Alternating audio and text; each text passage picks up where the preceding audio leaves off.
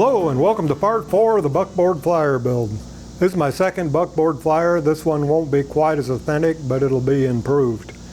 As you saw, I was just making a sprocket hub on the lathe. I'm going to go ahead and weld that now, and then I'll probably cut a keyway in it, and then we'll be done with that aspect. Then we'll probably move on to the wood part of the car. That's going to get exciting there. It's going to start to come together, look like an actual car. Anyway, let's weld this up.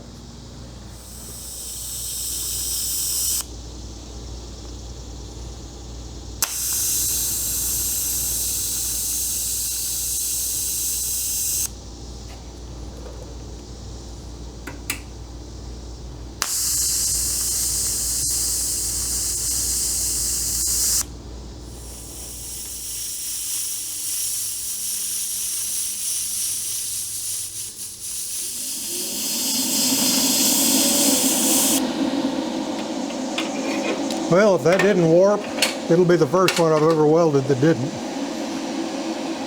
We'll see. Looks pretty good so far. Well, I just realized something. I screwed up. I should have drilled my set screw holes first. It's going to make that hard to tap. Well, that'll be all right. Well, let's see what kind of warp we got.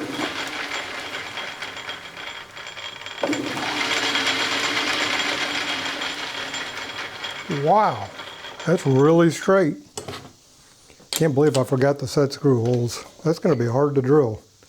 I'm going to drill them at an angle. That's all I can do. Which will work. Well, I knew this long center drill would come in handy for something.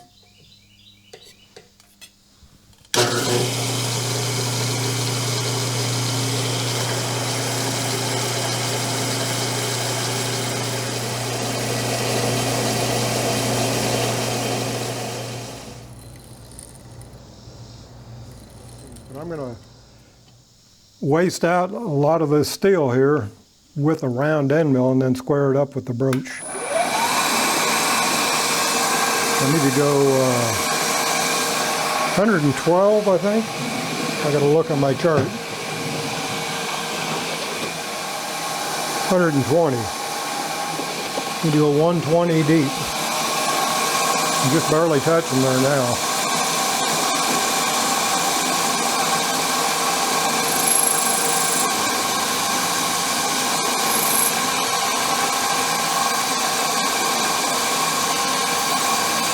There it is right there.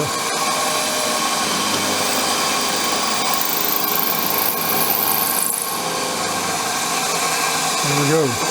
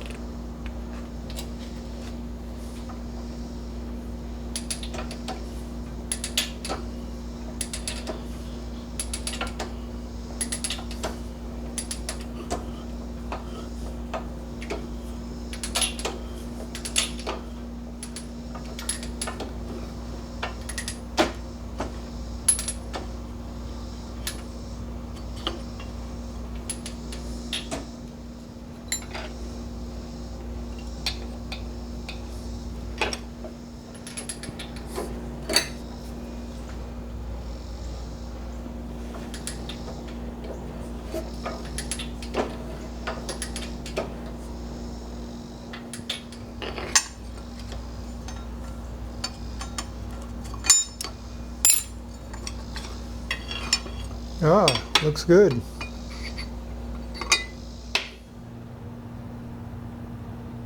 Well, I got that sprocket on. That was fairly hard to do. I ended up super gluing the key to the inside of the sprocket because I couldn't put the key in the shaft and then put the sprocket in. But it worked. Right now we're going to take out the set screw on the bearing lock collar. There's a set screw on the collar of the bearing, and take a transfer punch and punch that shaft and then drill a recess in it. And the reason I want to do that because these inside bearings, well, in this case the sprocket and the inside bearing is holding this axle in. On this side, only that bearing is holding it in. So both those bearings need some kind of recessed hole in there, and then probably Loctite to make sure they don't back out. The reason I'm using the transfer punch is because when I run a drill in there the right size, it's going to mess up the threads. Unless I have some kind of center.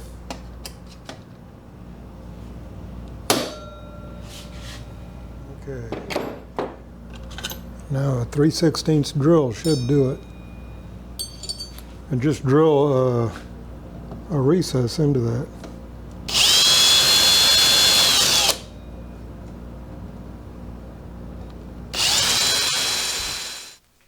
Probably kind of hard to see there, but I successfully drilled a recess in there, and I'm putting some removable thread locker in there. I don't want that set screw coming out. That will hold that shaft in there. And I think I'm going to do the same thing to this other one.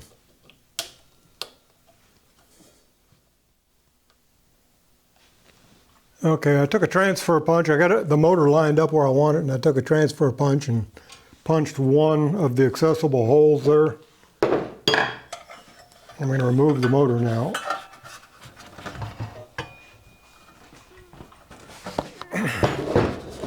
Hopefully I can see it. Yeah, right there. And I'm going to drill those in the mill. I looked up on the internet the bolt pattern for a 5 horsepower Briggs, so I'll be able to get it exactly right on the mill.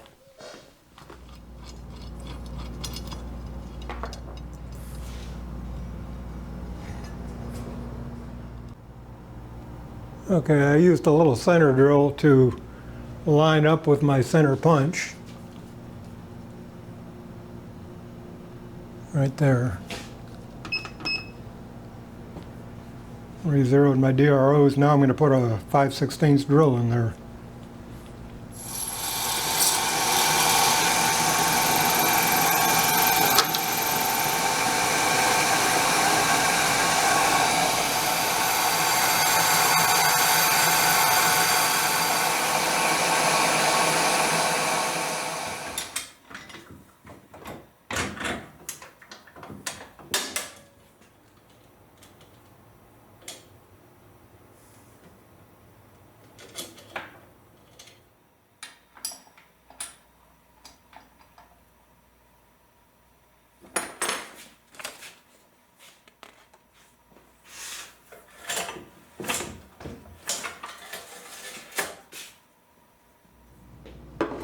Okay, we got this front axle done here.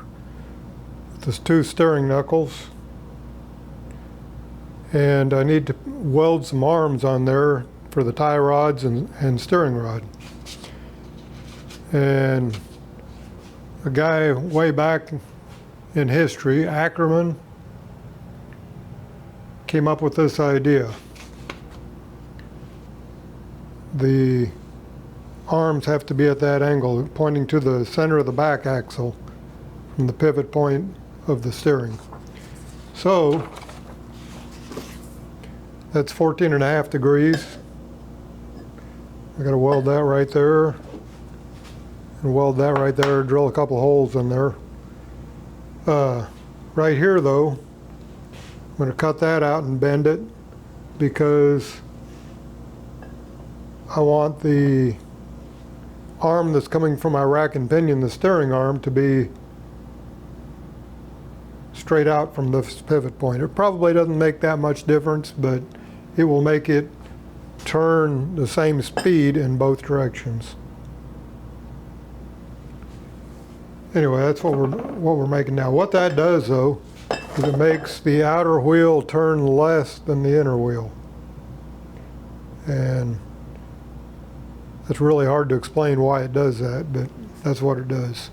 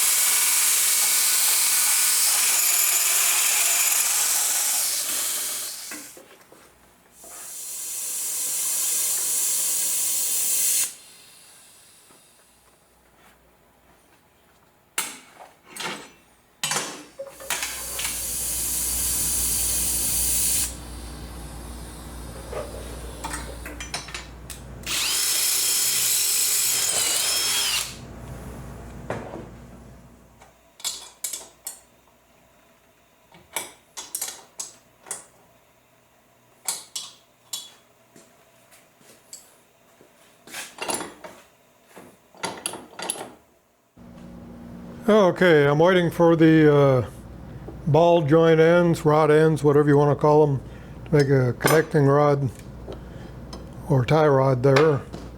And this will be the steering rod. And I don't have enough room to make rack and pinion, so I'm just going to make it standard, which will be fine. I was kind of hoping for the rack and pinion, but the steering column mounts about right there, and the rack runs off the end of the axle. So it's just going to be a standard, typical half turn each way, go-kart type steering. Anyway, let's clean up this mess and get started with the woodworking portion of this.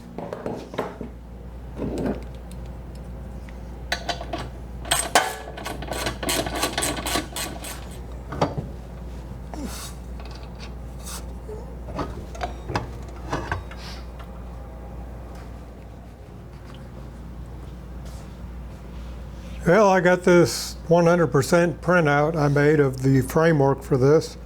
I got it laid on top of here, and I'm going to transfer the holes that will mount the wood to the frame.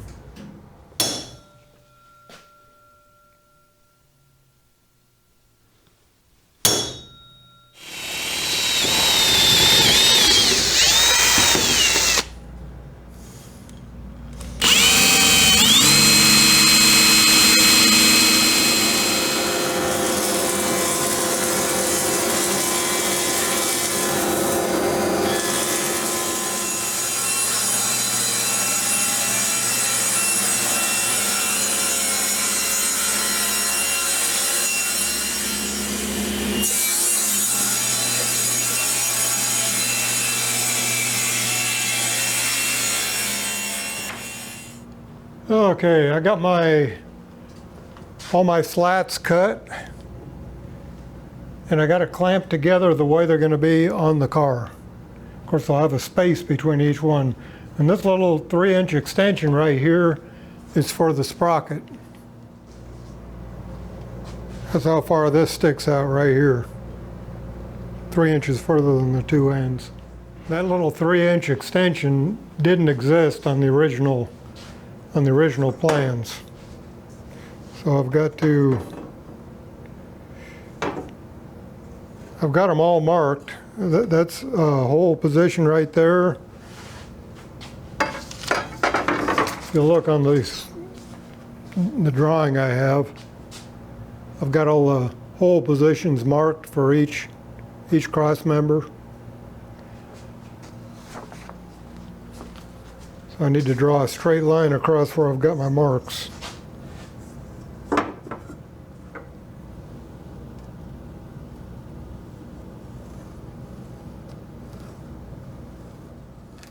Okay, I added a 1/4 inch to the ends of both my boards, and then compensated for that when I measured in for all these cross pieces.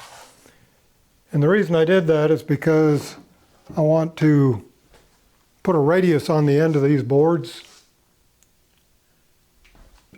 And I don't want it to be a complete radius. In other words, I don't want it to be a smooth transition on each end. I want it to be a slightly larger radius like that.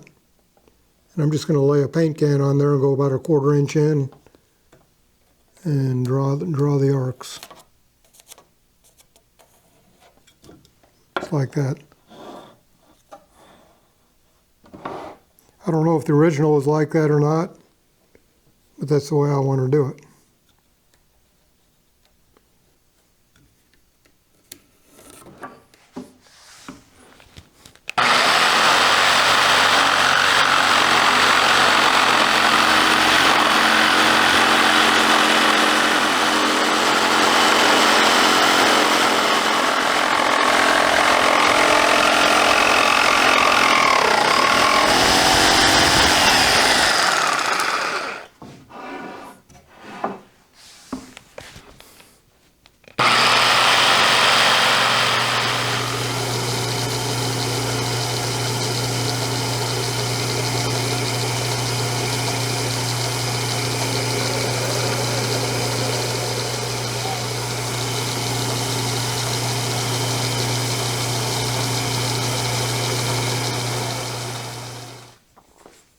This is something I really like about CAD.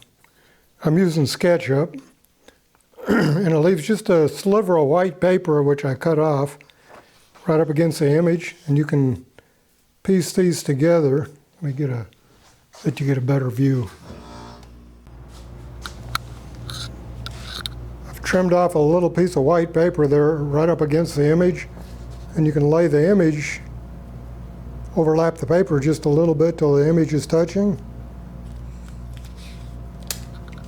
Tape it together, and you got a 100% template. And I've found it to be very accurate. I'm sure it's not within a thousandth or anything like that, but it's probably within a 64th of an inch or better, which is good enough for most things on woodworking.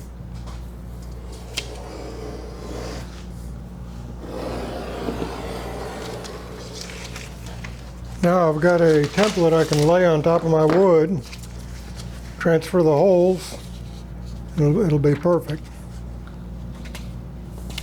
I got 3 of them I got to do that way.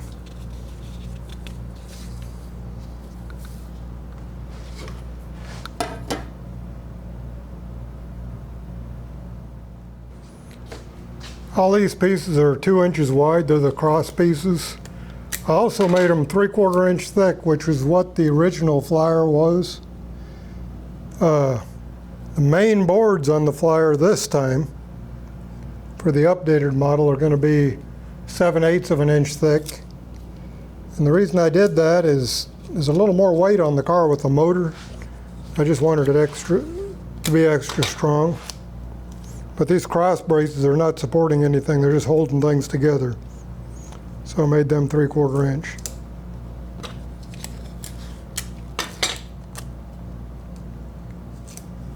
I didn't need to trim it widthwise, I just trimmed the ends and cut these little V's in there so I could tape it to the wood. Now all I got to do is take a pencil and trace the ends, and then take a punch and center punch the holes. I think I can just do like this.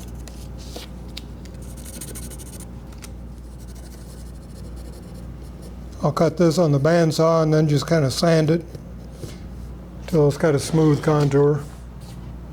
This one's kind of weird. This is the foot peg, if you want to call it that. Rest your outer foot on there.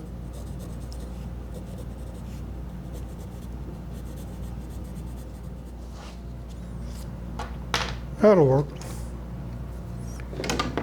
Now I take a center punch and punch those holes.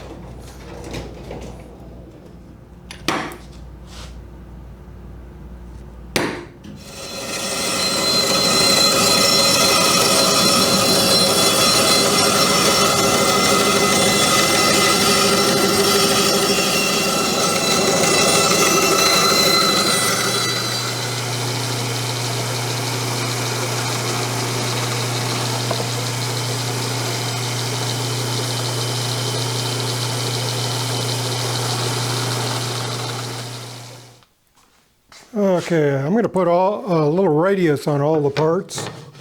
I got a little round over bit on here.